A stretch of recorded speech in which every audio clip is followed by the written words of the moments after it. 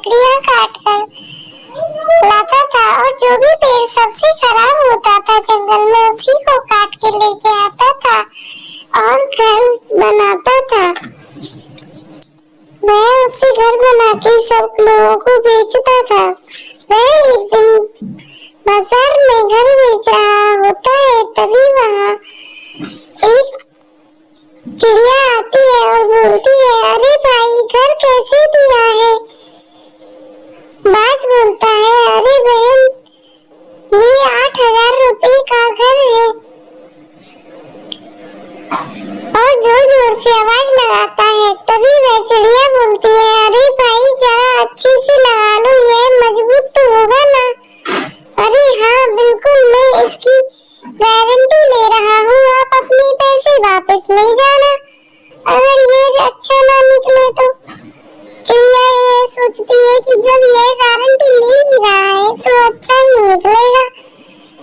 वह उसे कुछ पैसे कम कराकर घर को लेके चलती है और बोलती है, अरे भैया देख लेना, घर सही निकलना चाहिए, बारिश का मौसम वैसे ही आने वाला है, तुम चिंता मत करो, अगर तुम्हारा घर खराब निकले तो मुझसे पैसे वापस लेके जाना।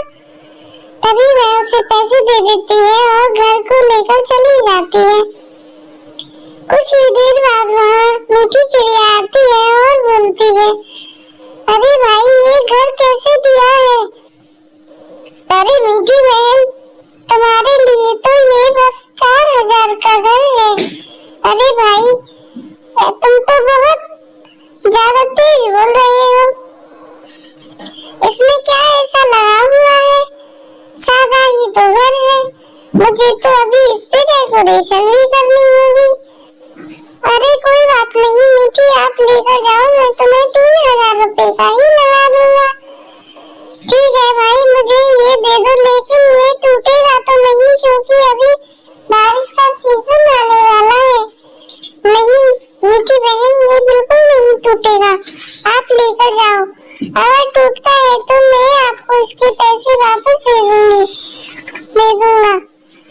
ठीक है मीठी उसे बोलती है और वहाँ से उससे घर ले लेती है और पैसे देकर वह घर लेकर आ जाती है।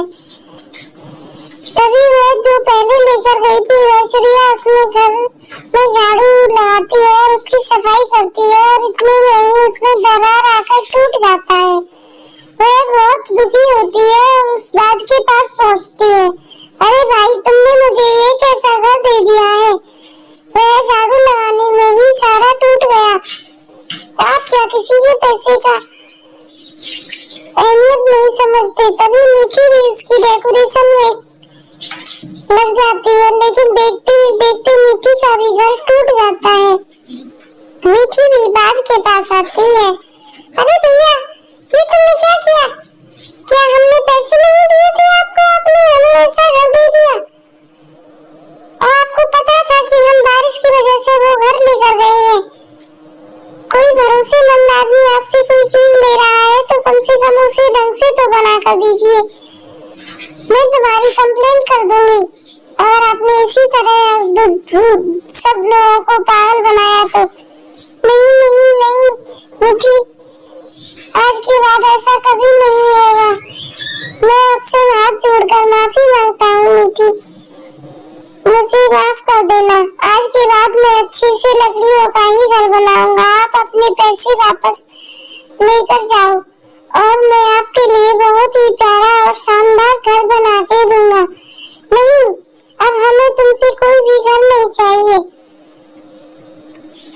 मीठी चिड़िया अपनी फ्रेंड से बोलती है कि कुछ 2-4 ही दिन में बारिश शुरू होने वाली है, क्यों ना तुम सब लोग हम एक बड़ा सा घर बनाते हैं और उसी में कुछ दिन के लिए रहते हैं। तभी वह दोनों निकल जाती है और एक देखते ही देखते एक बड़ा प्यारा सा घर बना लेती है। लेकिन तभी मीठी चिड़िया को एक सुझाव आता है, क्यों ना हम इसे और भी खूबसूरत बनाएं, और वह फूल गोभी के खेत से फूल गोभी इकट्ठा करके ढेर सारी ले आती है और चिड़िया से बोलती है, हम फूल गोभी से ही अपना सारा घर डेकोरेट करेंगे, जो देखने में भी सुंदर होगा और पानी भी नहीं टिकेगा। वह दोनों खुशी खुशी उस घर को बनाने में लग जाती हैं और सभी लोग बहुत ही खुश होते हैं कि अब हमें रहने के लिए छत मिल जाएगी। वे सभी बड़े प्यार से उस घर को बनाते हैं और कुछ लोग खाने पीने का भी इंतजाम कर रहे होते हैं। मीठी चिड़िया और उसकी दोस्त देखते ही देखते बहुत प्यारा सा एक घर बनाकर तैयार करती हैं, जो कि सभी लोग बड़े प्यार से रहते हैं। तभी तो कहते हैं कि मेहनत का फल मीठा होता है। मीठी चिड़िया बोलती है, देखो बहन,